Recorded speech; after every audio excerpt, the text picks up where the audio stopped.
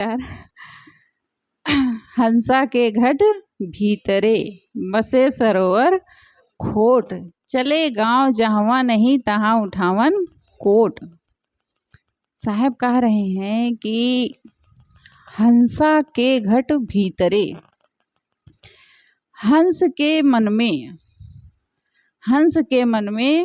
कहाँ बसने की इच्छा हो गई? सरोवर खोट, यानी खोटा सरोवर जिसे कहते हैं। इसके मन में खोट है। खोट का मतलब है बुराई, गलत चीज।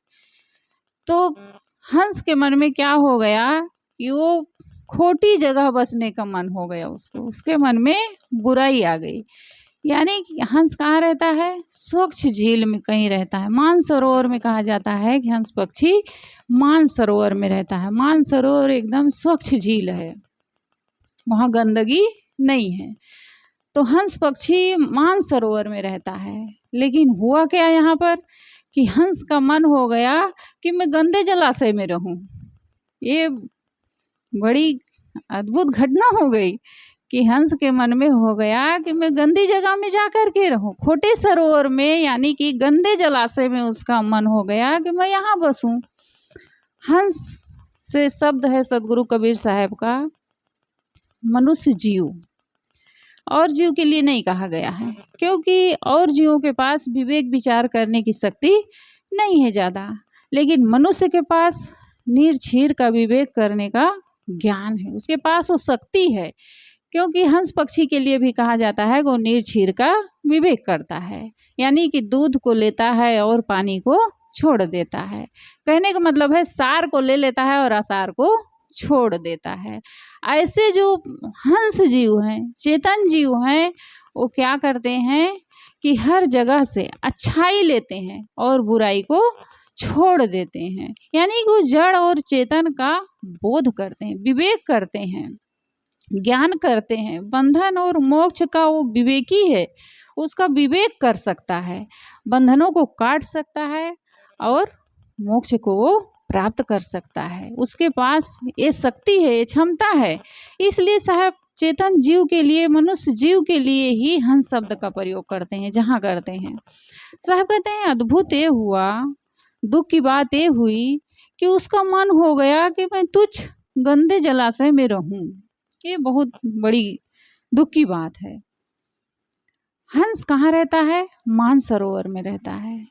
ऐसी ये मनुष्य है, ये अपने स्वरूप से ही स्वच्छ है, निर्मल है, लेकिन इसके मन में गंदे विचार आने लगे। अब गंदे विचारों में इसको कहाँ रहना था? स्वच्छ जगह रहना था, यानी मन में स्वच्छ विचारों को रखना था। मन में सद्गुण, सदाचार, दया, क्षमा, संतोष, इसको धारण करना था। लेकिन ये क्या धारण करने लगा?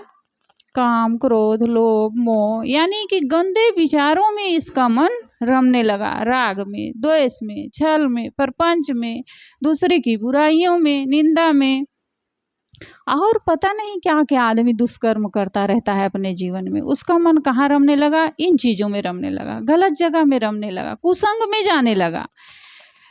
कितने लोग हैं संत हो जाते हैं, साधु बन जाते हैं, लेकिन क्या होता है, बड़े अच्छे उत्साह से साधु बनते हैं, बड़ी लगन से कि हम जाएंगे, संतों के दरबार में रहेंगे, वहाँ उनकी सेवा करेंगे, विनम्रता पूर्वक रहेंगे, भजन करेंगे, अपने जीवन को निर्मल बनाएंगे, ऊंचाई पर उठाएंगे, इसको हमें पवित्र बनाना है, इससे हमें कल्याण करना है, ऐसा विचार उनके मन में आता है। और उसी भाव को लेकर के वो घर गृहस्थी सब त्याग करके, माता पिता, धन संपत्ति सब छोड़ करके कहीं जंगल में चले जाते हैं, आश्रम में चले जाते हैं, वहाँ रहने लगते हैं, अब यहीं रहूँगा। लेकिन होता क्या है, उनके मन में भी खोटा सरोवर बसने लगता है। धीरे धीरे क्या होता है कि मन में अनेक प्रकार के प्रपंच शुरू हो जाते हैं। कई लोग तो हैं थोड़ा भजन गा लिए, साधना कर लिए, फिर उनको लगा कि अब तो हम महान बन गए, हमें तो भजन गाने आने लगा, हम तो प्रवचन करने लगे, अब हमें किसी की ज़रूरत नहीं है, छोड़ करके चल दिए। मन में और चंचलता आ गई, जाएंगे हम प्रचार प्रसार करेंगे। और फिर क्या होता है, धीरे धीरे तृष्णा उनके भीतर घर बना लेती है। फिर तो दौड़ रहे हैं, मान सम्मान के लिए दौड़ रहे हैं, पूजा प्रतिष्ठा के लिए दौड़ रहे हैं, पता नहीं क्या क्या फिर अपने जीवन में करने लगते हैं। धीरे धीरे वो जो उनका मन है वो गिरते गिरते उनको गिरा ही ले जाता है कई लोग। और कई लोग हैं बने भी रहते हैं, ऐसे नहीं है कि सब छोड़ करके अच्छी संगत को सब बिगड़ ही जाते हैं, उसमें अच्छे लोग भी रहते हैं।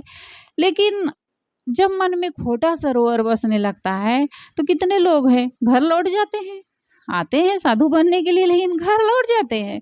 अब वो क्या है, वही है खोटा सरोवर बसना उनके मन में, यानी कि गलत विचार आ जाना। कहा जाता है, एक गुरु जी से मैं एक कहानी सुनी थी कि एक बार एक संत, एक भाई संत बन गए, तो आश्रम में वो रहते थे, अच्छे संत थे। तो होता क्या है, उनके भाई की शादी तय होती है, तो संत अपने भाई की शादी में आते हैं, निमंत्रण जाता है कि आइए आशीर्वाद देने। तो संत जाते हैं आशीर्वाद देने के लिए, तो भाई को अपने समझाते हैं कि तुम कहाँ शादी वादी करके घर गृहस्थी के चक्कर में पड़ रहे हो, इतना सुंदर मानव जीवन मिला है, इससे कल्याण करो, चलो बढ़िया आश्रम में रहो, वहाँ भजन करो, उद्धार करो, कहाँ तुम घर गृहस्थी के चक्कर में पड़ रहे हो। घर गृहस्थी में पड़ के अपने जीवन को तुम यहाँ उलझाओगे, दुखी बटोरोगे, शांति तो नहीं मिलने वाली है घर गृहस्थी में। तो भाई को थोड़ा सात्विक विचार आ गया, तो कहा ठीक है मैं शादी नहीं करूँगा। पत्नी तो आ चुकी थी घर में, अब चले गए नशा में छोड़ करके। अब गए तो उनका मन वहाँ नहीं लगता था, क्योंकि बैराग तो था नहीं। किसी को मैं कहती हूँ कि किसी को ज़्यादा समझाना भी नहीं चाहिए साधु बनने के लिए, क्योंकि तुम ऊपर समझा दो, थोड़ी देर के लिए उसके मन में अच्छे संस्कार हैं, आ गई अच्छी भावना, छोड़ के आ गया। लेकिन फिर क्या होता है, अगर वैराग्य नहीं है तो फिर धीरे धीरे उनका मन संसार की ओर फिर खींचने लगता है।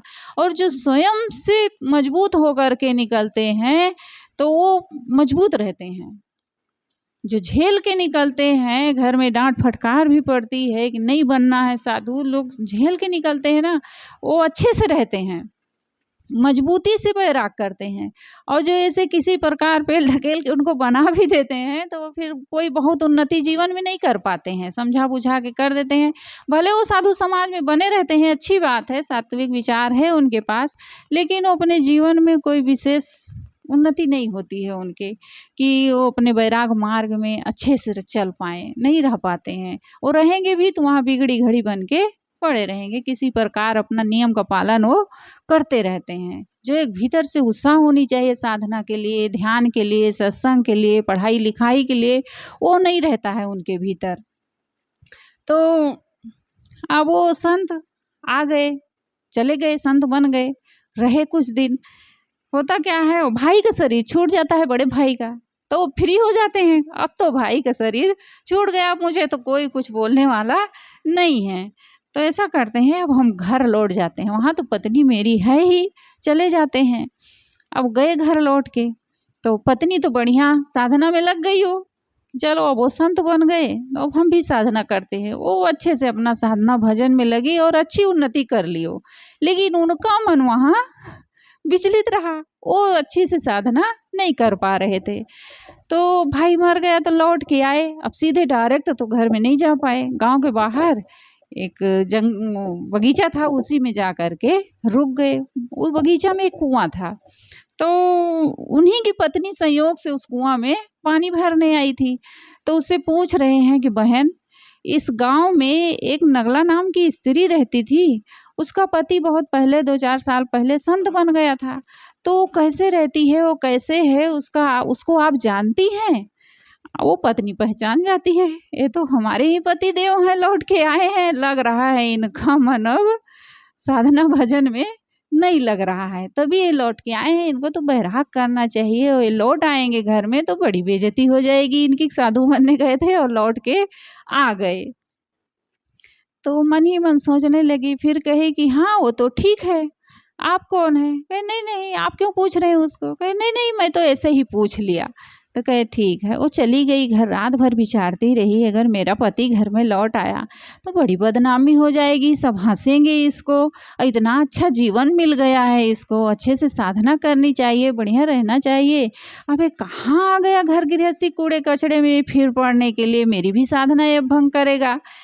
तो वो युक्ति सोची, कुछ अपनी सहेलियों को बुलाई 2-4 और ले करके बगीचा में गई। तो जहाँ वो संत बैठे थे, बगीचा में रहते थे, वहीं उन्हीं की थोड़ी दूर पर वो बैठ गई और बढ़िया ध्यान करने लगी। बैठ के थोड़ी देर वो ध्यान की, फिर सत्संग की बातें की, थोड़ा अच्छी अच्छी बातें भी की। अब सहेलियों के साथ अपने थोड़ा कथा प्रवचन भी की और ध्यान साधना की बातें की। फिर वो लोग आपस में ऐसे ही बात करने लगी, फालतू के परपंच की बातें करने। उसको अपने पति को सीख देना था, तो परपंच की बातें करने लगी। थोड़ी देर परपंच की बातें की। इतने में एक बच्चा आया, उसकी सहेली का बच्चा आया और कहा, मम्मी मम्मी मैं आपको खोज रहा था, आप मिली नहीं। तो वो कह रही है कि हाँ बेटा, मैं यहाँ आ गई थी और मैं तुम्हारे लिए घर में खीर बना के आई थी बढ़िया, उसको खाएगी नहीं खाए? तो कहे नहीं मम्मी, मैं खीर तो खा लिया, अच्छे से खाया, बहुत अच्छी खीर थी, मैं खा लिया, लेकिन मुझे उल्टी हो गई उस खीर की। तो उसकी माँ कह रही है कि अरे बेटा, मैं इतना दूध की खीर बनाई थी, इतना मेवे डाली थी और तुम उल्टी करके पूरी खीर बेकार कर दिए। तो वो बच्चा कहा कि नहीं मम्मी, मैंने उस उल्टी की हुई खीर को फिर से खा लिया। तो अब वो साधु सुन रहे हैं, उनके क्रोध चढ़ रहा है सिर पर कि ये लोग कैसी बातें करते हैं। ये कहा तो उसकी माँ कह रही, हाँ बेटा, अच्छा किए जो तुम खा लिए खीर को। तो संत आ गए, उनसे रहा नहीं गया। आए और कह रहे हैं, तुम लोग कैसी बातें करती हो?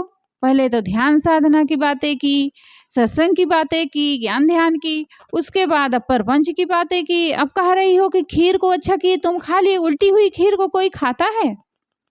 तो वो महिला कह रही है कि हाँ संत भगवान, आप ठीक कह रहे हो, लेकिन आजकल यही होता है, उल्टी की हुई चीज़ों में ही लोगों को आनंद आता है खाने में, ऐसे होता ही। अब आपको ही देख लीजिए, आप तो बढ़िया घर गृहस्थी छोड़ करके संत बन गए थे, बढ़िया साधना कर रहे थे, संतों के बीच में रहते थे, पवित्र वातावरण में रहते थे। अब उसी को उल्टी करके, घर गृहस्थी को तो उल्टी करके आप भी गए थे, अब उसी को उल्टी की हुई चीज को फिर से आप याद कर रहे हो, फिर से आ गए हो, उसी में लौट रहे हो, तो फिर उल्टी की हुई चीज को तो फिर आप भी ग्रहण करना चाह रहे हो। तो आजकल लोगों को यही पसंद है, यही करते हैं। तो उस संत की आंख खुल गई, अरे सचमुच में मैं कहाँ बैराग मार्ग और कहाँ लौट करके आके फिर घर गृहस्थी को मैं सोच रहा हूँ बसाने के लिए, ये तो सचमुच में मुझसे बहुत बड़ी गलती हो रही थी। तो उन्होंने कहा, नगला तुम बहुत बड़ी बात कह दी मेरे लिए, सचमुच में मैं फिसल रहा था अपने साधना मार्ग से और तुमने मेरी आंखें खोल दी। कहते हैं ना, जो कई बातें ऐसे होती है जो बड़े बड़े संत ऋषि मुनि नहीं कर पाते, उसको एक सामान्य आदमी कर देता है। तो उनके साथ भी वही हुआ। तो कहे, नगला तुमने मेरी आंखें खोल दी, तुमने बहुत बड़ा काम कर दिया, मैं तुम्हें इसके लिए धन्यवाद देता हूँ। सचमुच में मैं फिसल रहा था, बिगड़ रहा था, मेरा जीवन बर्बाद हो जाता, बहुत अच्छा हुआ आपने मेरी आंखें खोली और मैं फिर से वो लौट गए, फिर एक अच्छे संत हो गए। तो कहने का मतलब यही है कि जो हंस है, अगर उसके मन में जब गंदे विचार रमने लगते हैं तो फिर यही होता है उसके जीवन में, वो धीरे धीरे अपने पद से वो पतित हो जाता है। लेकिन सदगुरु कबीर साहब क्या कहते हैं, हंसा पायो मान सरोवर ताल तलैया क्यों डोले। सदगुरु कहते हैं जब हंस मान सरोवर को अगर पा जाता है तो फिर उसे गंदे जलाशय में जाने को, ताल तलैया में जाने की क्या ज़रूरत है। जब उसे सत्संग मिल गया, साधना की बातें मिल गई, ज्ञान ध्यान की बातें मिल गई, अच्छे संत मिल गए, सद्विचार मिल गया, तो फिर उसको क्या ज़रूरत है गंदे ताल तलैया में डोलने के लिए, जहाँ सत्संग ही हमारे लिए मान सरोवर है। अब इतना अच्छा मान सरोवर पा करके अगर हमारे मन में प्रपंच की बातें करने को विचार आ जाए तो फिर ये सब दुर्भाग्य की ही बात होगी। ये सत्संग ही हम सब के लिए मान सरोवर है और इसी में हंस जीव इसी में निवास करते हैं। साहब कहते हैं, हंसा के घट भीतरे बसे सरोवर खोट। हंस के मन में गंदे जलाशय में बसने की इच्छा हो जाए, ये बहुत दुर्भाग्य है। हम सबको ये मानव जीवन मिला हुआ है, इसको हम सबको कहाँ लगाना है? साहब कहते हैं कि दया, क्षमा, संतोष, सद्विचार, विवेक, वैराग, इसमें अपने मन को लगाओ। अगर